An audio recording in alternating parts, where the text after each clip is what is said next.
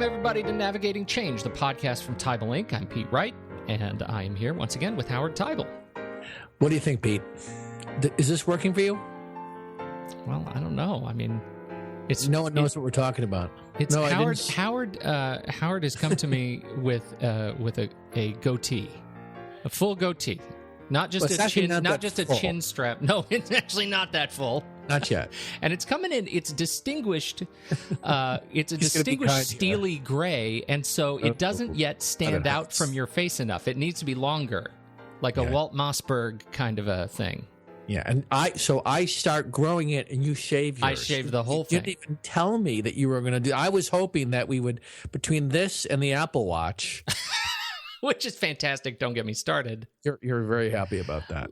I am very happy about it. Do you know what the problem was? Is that my kids stopped kissing me again. That's why I shaved my beard in the first place. I had children and they stopped kissing me goodnight because it was too scratchy. What? No one kisses me. That's what I'm waiting for the window. True. I'm waiting for that window to close. You have to wait another 10 years for that window to close. I'm still asking for the kisses, but not a chance. You're not going to get kisses from a 20-year-old or a 17-year-old. Understandable. My wife says that to me now. She'll come in and she says, my goodness, the 20-year-olds in your office think you're the coolest. And you have to lie to my wife, too, if you ever talk to her, how good you think this looks. Oh, well, you know me. I'm a facial hair guy. I think it looks great. Exactly. Even if it doesn't. Even if it doesn't, what do I care? Right. Exactly. So here we are on the verge of September. 'Tis the season, right? I mean, are you finding your clients going back to school? Are they crazy? Is it sort of hair on fire mode right now? Well, my clients are always crazy. But what's different now is you can feel the slow move. It's almost like this. Everybody's beginning to drink their coffee again, right? Like, yeah. God, I got to get back into it. And some are already back into it. I got a call this morning, and you know that you're not fully back into it when the person on the phone says to you, "Did I wake you?" It's like, no. Sadly, no. Yeah, very sad. This was the first day. This was the first day I set my alarm back to school hour. It's tough. It's tough getting up that early. It is tough. And so it feels like that's pretty much the month of September. Readjusting, recovering. It's recovery. Yeah, that's right. So we figure out what to do every day. And, we had such a great conversation last week. Do you remember it last week at all, or is it still a hazy mist in your mind? The only thing I remember is our conversation from last week. That's the way I want it. Every week. Exactly. We talked about the AGB conclave meeting and this whole conversation about turning leaders into guides, and that was a great conversation, and it got me thinking about your decision-making model. It's been a while since we've done a decision-making model update, and I was inspired by our conversation last week, and looking at your decision-making model because I have it, framed above my bed. And I don't want to hear what kind of decisions you have to be thinking about above your bed. It's that, and it's the ISO 9000 specification, and it's very complex ceiling work. That was a good segue, Pete. Da Vinci would be proud. And so I'm thinking that there is a question comes up to me: is there a consideration for leading a decision-making process when your responsibility in the room as a guide is to ensure that decisions are being made when you have no authority or no skin in the decisions themselves?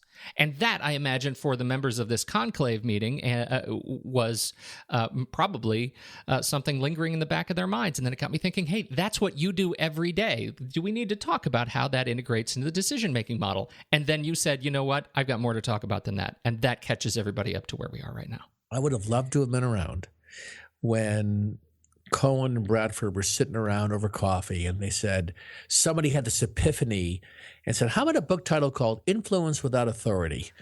And because everyone's using that today. I mean, that became the way anybody who doesn't have people that report to them need to start thinking about that we do naturally.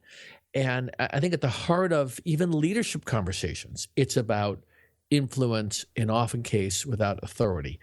So back to this question of leading a project, but you don't have the authority to make the decisions, but you're responsible for moving them forward. I think at the heart of the decision-making model is that in itself is the reason why people need to have a framework to follow. So I would say that for anybody playing a role of helping other teams, or if you're on a team and your job is to ensure something moves forward. As a matter of fact, I'd want to focus more on the influence piece than the authority piece, because the authority piece just means I can make you do something. And having influence and authority are both, there are times you have to do this, but I would say the majority of the time we have to shepherd people through a process. And the decision-making model, in my view, is a way to get people to have that conversation. And all the person who has influence has to do is make sure these conversations are being raised that follow these 7 particular steps. Does that answer your question? Well, I think so. But it gets back to this, this issue of making sure that the conversations keep moving and that they are driven toward a result, right? Eventually, you want a decision to be made, whether... Well, it's fascinating about that, about driven to a result.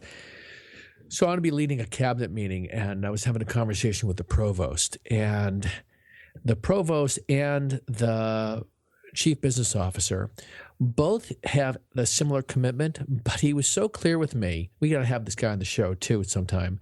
He was so clear with me that his goal, and he knows it, is not to make decisions. As a matter of fact, of the people he has around him, he's much more interested in having the dialogue around principles than he is around decisions. And he knows that the business officer, he is going to focus on decisions and not principles. So there's this, when it's done well, it's a healthy tension. When it's done poorly, there is the kind of frustration that shows up where one person keeps talking about, let's make sure we understand the overarching principles about who we want to be and where we want to go. To people who focus on getting things done from the point of view of sort of a business perspective, it feels to them like this is a procrastination. And it's not. I think that there's value, so much value in both mindsets, but this is partly the problem we get into around making decisions. And, as I talk more and more to people outside of the administrative offices, the deans, the chairs, the provosts, they think this is useful, but I think they also find that it's too linear and there needs to be more room for the robust dialogue that doesn't lead to an outcome, which for me is tough because my job, in a sense, is often, what are we trying to get to? And I have to slow down myself in this. So can you just walk through, and we've done a detailed review of the decision-making model on this podcast. I'll put a link to that show in the show notes for this one. But can you walk through the decision-making model briefly, and then talk about where that reflection happens? Where is the guide going to stop and ensure that the decisions are, that we're working toward a decision, but we're making sure we're being as introspective as we need to be, and still leading through the process? So I think the big epiphany for people, and by the way, thank you for clarifying briefly, because I can just go on, right, incessantly. Is that your point? Man, so I'm catching. And how? I see. I'm with you. The process is fundamentally simple. It's, instead of focusing on what we want to do, it starts with why we want to do it. And there's 3 big why things to evaluate. One why is, what is the really underlying problem we're trying to solve, or the opportunity we're trying to create? And that often is what gets us to the table, gets us to sit down and have a conversation. Then there is, why is this important to get right? Right? It's different to say, here's the thing that gets us to sit down, and which uncovers the problem. And there's a whole methodology around problem finding versus problem solving. But then there is, why do we really need to get this right? And asking why from that perspective. And And that really leads to the big overarching question, which is, if we were successful at whatever it is we're trying to do, what does that look like? And those things are the foundation for then digging into the next thing, which is, okay, how are some ways we could solve this versus why we should solve it? And then finally, once you dig into the how, which is the brainstorming, the third big piece is, what are we going to do? See, and most people, go ahead. It's those first three, right, that seem to me like the first big challenge for somebody who's making a transition from leader to guide, where their instinct might be to step in and participate at a level that they are not invited to participate. Yeah, so you're suggesting if you're being brought in to help with something as a guide, right? Right. In the context of, for example, being a consultant, right, even. Maybe you're a consultant. Maybe you're just somebody who's brought in from another department to help, right, facilitate a process. You know what? And this is a great point, because this is what I focused on with the University of Washington. They're building a whole cadre of individuals whose job it is to help other departments, and that approach requires permission to say, listen, before we focus on what we want to do, can we be clear about why we need to get this right? And if we were successful, what does it look like?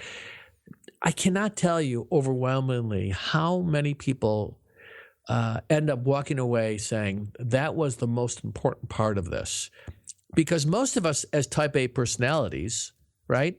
We want to just figure out why you're laughing. Is that me or you? I'm sorry. I thought you said my name. Yeah. Most of us, like Pete Wright, who are type A personalities, want to focus on what are we going to do? Right. And we have an opinion. Yeah. And the reason why you can get away with this and other people can get away with it is when the decision doesn't involve others, it's a non-issue. But if it's going to affect others, or if you need others on a team to participate, the why is critical, and the understanding whether they get the why is critical. So I think that this is a simple yet difficult thing to do, which is, let's understand the why before we understand the how we're going to do it, and then let's focus on what there is to do. I ask people, why is this so hard to do? And they say a number of things. One of which I think it is the most surface justification is time. People discover when they learn this requires patience. Oh yeah, no, I'm not good at that. Exactly, and also we have an arrogance, I think, about, I know what there is to do. Yeah, I don't need to involve other people. I mean, I'm only going to do that because I want to get their buy-in, but I know what the answer is. I mean, why should I bother having this long, drawn-out conversation when, in fact, I understand the problem, I know how we're going to solve it, and I got to move on to my 20 other problems. Right. And so they rush the process. But I think that last one is most important. It's not like we have a whole bunch of leadership sociopaths, right? Who just, they're really are, I think, there's into a sense of efficiency. A few sociopaths. Yeah, there's few. There's just a couple. You and I have met just a few. Just a few. Statistically, I'm sure, have met some of them. Any case, there is a sense that this early stuff is like, let's just move through it. We all agree there's a problem. We all know what it is. Let's just get through it. Let's get to the thing. It's the yada. Can we get to who's going to do what, or how are we going to get this done? And here's the other funny thing is, when you have the authority person in the room who raises a problem or says, here's what I want to do, they assume that everybody in the room understands who should do it, how it's going to get done, and by when. And they come back 3 weeks later and they're pissed off. It's like, I thought I was clear about what I wanted and nothing happened.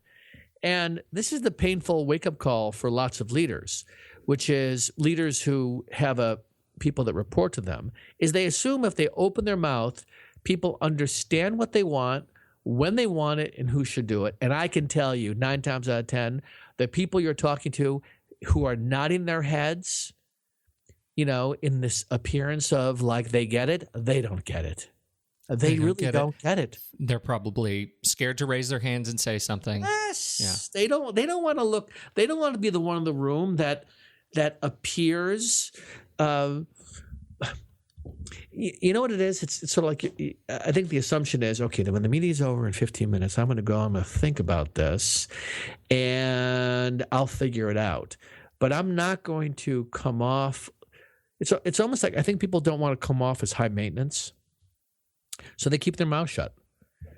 That's interesting. So the implication there is that people go back to their desks and essentially reprocess the meeting.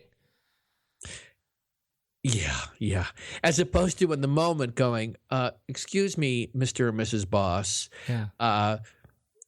Here's what I understand you're asking. Bum, bum, bum, bum, bum. Is that right? Yes. Okay. So what I'm not sure about is who's going to do it. Now think about what it takes to do that. The boss is not going to do that. The boss is not, and I tell people who are in authority, presidents or anyone that has people that report to them, I'll say, listen, after you speak, turn to your group or individual and say, this is fundamentally what I'm asking them to do, but it's hard to do this. So, I tell you to do something, Pete, right? Okay. And I say, right? So then I'll say afterwards, so Pete, could you repeat back to me what it is you heard me say? That sounds, how annoying are you? Aren't you annoyed by that? I'm super annoyed by it. I'm incredibly annoyed by it. And yet I see how powerful it is, because if you asked me to repeat your last sentence from just a second ago, I probably couldn't at this point. That's because you're not listening. You're right. That's rarely. That's a whole different problem. But I totally get what it is, because I'm already interpreting, and just the act of being challenged on that is. Well, see, that's the problem. Is it comes off to you as a challenge. As a challenge when it's not. It's not a challenge. It's a recognition that the receiver may or may not have got it. How do we validate that? And I think we make lots of assumptions because we're smart people.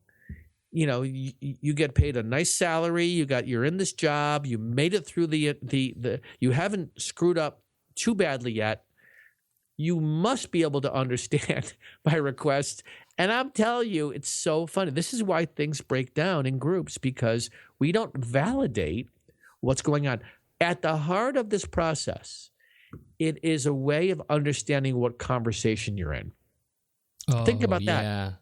10 people in a room, 10 people are thinking they're in a different conversation. You put this in front of them and you say, all right, we just had the conversation about why it's important.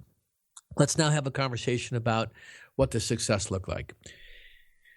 The whole group then is centered around a question, as opposed to without a framework, we are having brainstorming conversations, with decision-making conversations, with people challenging what the problem is, with people being confused, and we don't even know what conversation we're in. So in some sense, this template I have found for those who have the discipline to use it. And by the way, that in itself is hard to get. People love the idea in the workshops. They go, oh, I'll use this. I bet you so few people actually pull this out, stick it in front of people and go, we're going to follow this process. Why?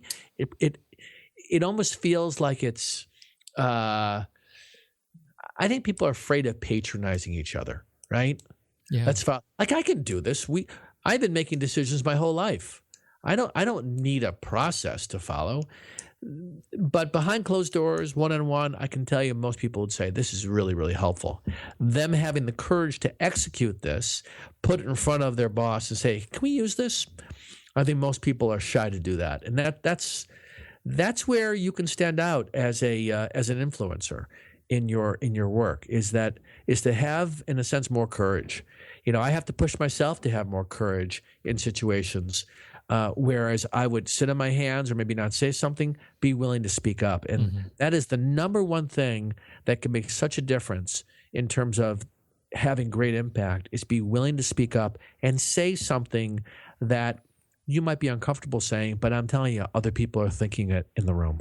What does a team meeting look like for a team that has fully adopted the decision-making model and is practiced at it? Well, without question, they've got the ability to have robust conversations while being efficient. So I feel like we can't understate that. Yeah, think about because a robust conversation, the fear is too much conversation leads to inefficiency. Too much efficiency leads to insufficient, robust conversation. Mm-hmm.